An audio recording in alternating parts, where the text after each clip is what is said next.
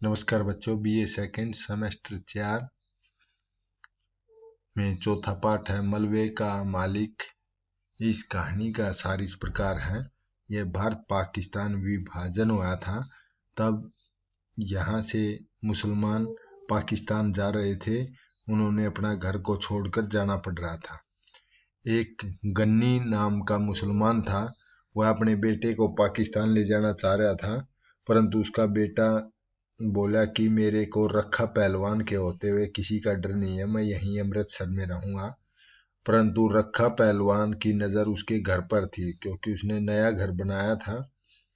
तो रखा पहलवान उस चिराग की हत्या कर देता है मुसलमान की, और उस पूरा परिवार को मार कर हत्या कर देता है। तो लोगों को पता चलता है, तो कोई पीछे से उस मकान को आग लगा देती है। तो इस प्रकार वह रखा पहलवान मलबा बन जाता है, जल करके मकान, तो उसका मालिक बनकर रह जाता है। और उसके पिता पाकिस्तान चला जाता था। वह बाद में आता है 7.5 वर्ष के बाद। तो बातचीत के द्वारा उनका वर्णन किया गया है। इस प्रकार मलबे का मालिक बनकर रह जाता है। मलबे का मालिक कहानी मोहन राकेश की प्रसिद्ध एवं चर्चित कहानी है। इस कहानी में उन्होंने भारत पाक विभाजन की विभीषिका होती है भयानक को बड़े ही भावात्मक रूप से प्रस्तुत किया है। तो भारत विभाजन के 7.5 वर्ष बाद, भारत पाकिस्तान का विभाजन के 7.5 वर्ष का बाद, भारत और पाकिस्तान के मध्य हॉकी का मैच देखने के बहाने बहुत से मुसलमान अमृतसर आए थे। लाहौर से अमृतसर आए थे। पहले बिना वीजा के ऐसे ही अंदर घुस जाते थे। उन्हें यहाँ के बाजारों और घरों को देखने का चाव था, जो 7.5 वर्ष पहले उनके अपने थे, पर अब पराये हो गए हैं, क्योंकि उन्होंने अपने घर छोड़ करके पाकिस्तान जाना था। हर सड़क पर मुसलमानों की कोई न कोई टोली घूम रही थी। उन्हें शहर की पुरानी चीजों की याद आती है, जिस रास्ते से मुसलमानों की टोली गुजरती है, तो अमृतसर के लोग उन्हें उत्सुकता से देखते हैं। कुछ शंकित होकर मार्ग से हट जाते हैं, तो कुछ पार्श्ववर्ती यानी कि उसकी दृश्य की उसको देखने के लिए पारदर्शी होकर के उनसे पाकिस्तान के संबंध में अनेक प्रश्न पूछते हैं कि भाई, क्योंकि बहुत से सरदार अपने घर छोड़ करके पाकिस्तान में भारत आए थे, तो उसके बारे में पूछते हैं। लाहौर के ये मुसलमान उस दिन के लोगों के अतिथि बने हुए थे, और लोग उनका स्वागत कर रहे थे। कुछ लोग उनका स्वागत कर रहे थे। तो अमृतसर का बासा बाजार था। क्या था? बासा बाजार एक उपेक्षित सा बाजार था। पाकिस्तान बनने से पहले यह एक गरीब मुसलमानों की बस्ती थी। यहाँ पर बांस और सतीरों की दुकानें थी, जो आग लग जाने के कारण ध्वंस हो गई थी। बाजार बासा की आग अमृतसर की भयानक आग थी। और 7.5 वर्ष बाद यहाँ कई इमारतें खड़ी हो गई थी, नई इमारतें भी बन गई थी, पर अभी मलबे के ढेर भी यहाँ पड़े हुए थे, जो एक विचित्र सा वातावरण प्रस्तुत करते हैं। उस वीरान बाजार में मियाँ गन्नी नाम का मुसलमान आता है, जो पाकिस्तान चला गया था। वह मोनारी नामक युवक को पहचान लेता है। पाकिस्तान से कौन आता है? मियाँ गन्नी मुसलमान आता है, जो मोनारी नाम का युवक को पहचान लेता है, जो अमृतसर में रह रहा है। दोनों आपस में कुशल सेप माने हालचाल पूछते हैं। मुसलमान गन्नी को देख करके गली में तरह तरह की अफवाहें फैलती हैं।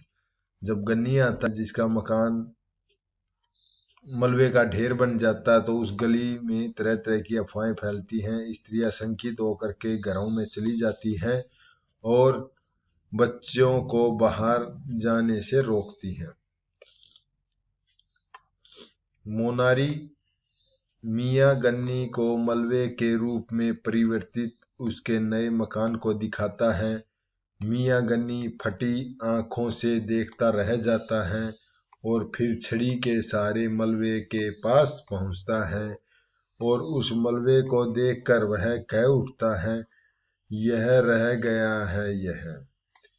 तो अपने मकान को देखकर क्या कहता है, यह रह गया है सिर्फ यह, क्योंकि वह अपना बेटा चिराग को छोड़ गया था और चिराग की हत्या कर दी थी, उसको पता नहीं। फिर जली हुई चौखट को पकड़ करके बैठ जाता है और उसके मुंह से कातर चीख निकल उठती है, हाय ओए चिराग।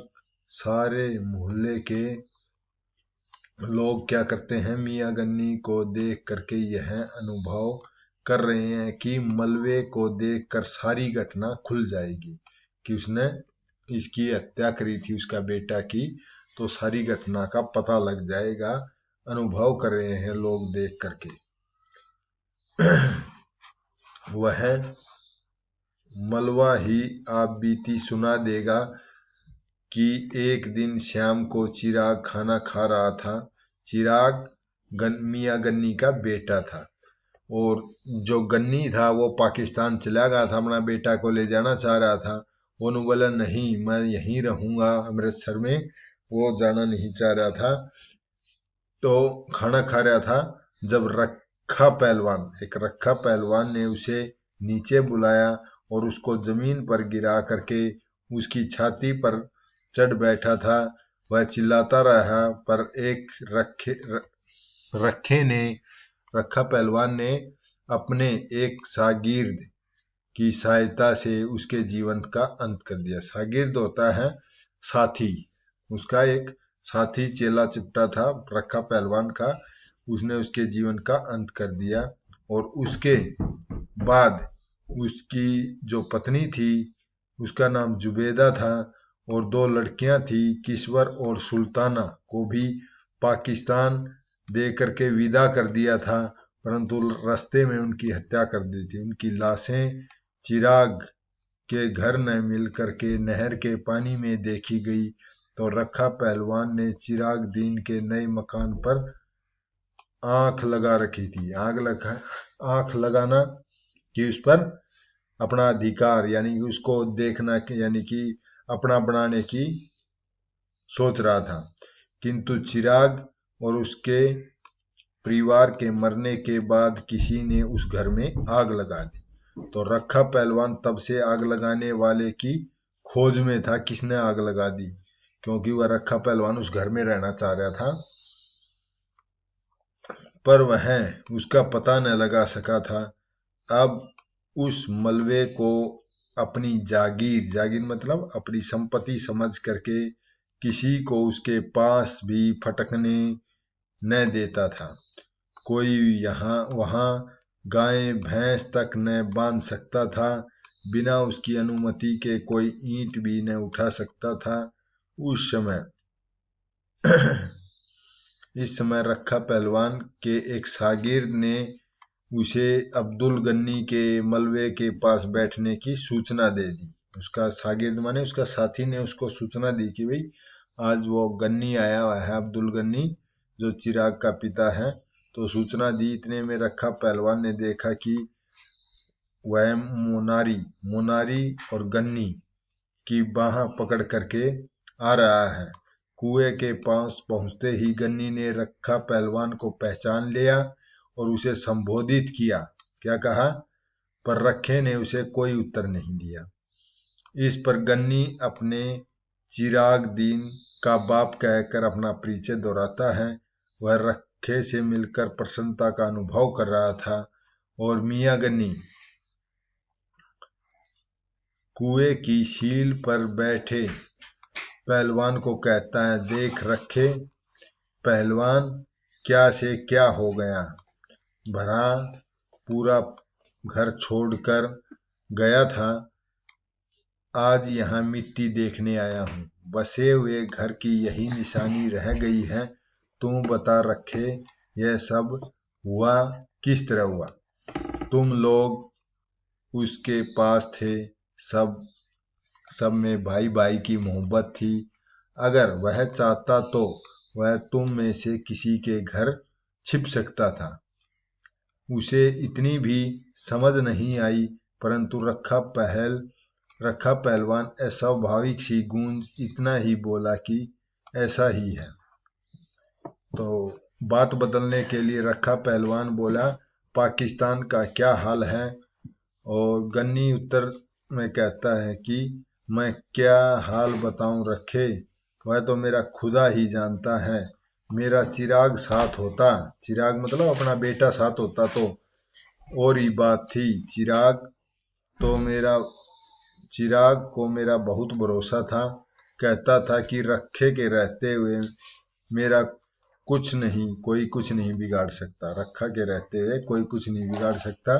मगर जब आनी आई तो रखा के रोके भी न रुक सकी। यह सुनकर रखे पहलवान का सारा शरीर पसीने से भीग गया और उसकी आंखों के आगे अंधेरा सा छा गया और उसकी रीढ़ की हड्डी भी सहारा ढूंढने लगी। यानी कि रीढ़ की हड्डी सहारा होता है पूरा शरीर का, परंतु वह भी सहारा ढूंढने लगी। इस प्रकार यह सब उसके विश्वासघात के कारण हुआ। किसके विश्वासघात के कारण? रखा पहलवान के कारण। भोला गन्नी इन सब से अनभिज्ञ था। भोला जो उसके पिता था गन्नी, उसको अनभिज्ञ माने इसकी कोई जानकारी नहीं थी कि रखा पहलवान ने ही उसका बेटे के हत्या की थी। वह फिर कहता है, जी हल्का न कर रखिया, जो होनी सी हो गई। मैंने तुम्हें देख लिया तो चिराग को देख लिया। तुम सेहतमंद रहो, जीते रहो, खुशियां देखो।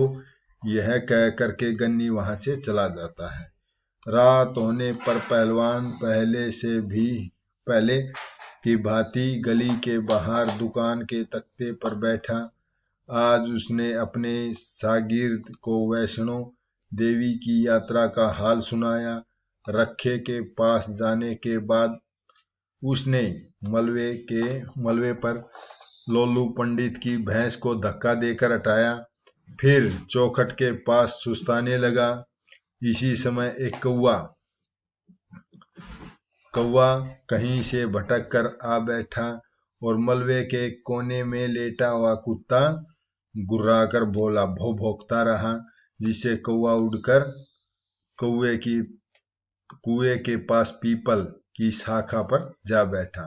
कौवे के उड़ जाने के बाद कुत्ता पहलवान को देखकर भौंकता है और पहलवान उस कुत्ते पर कोई वश नहीं चलता।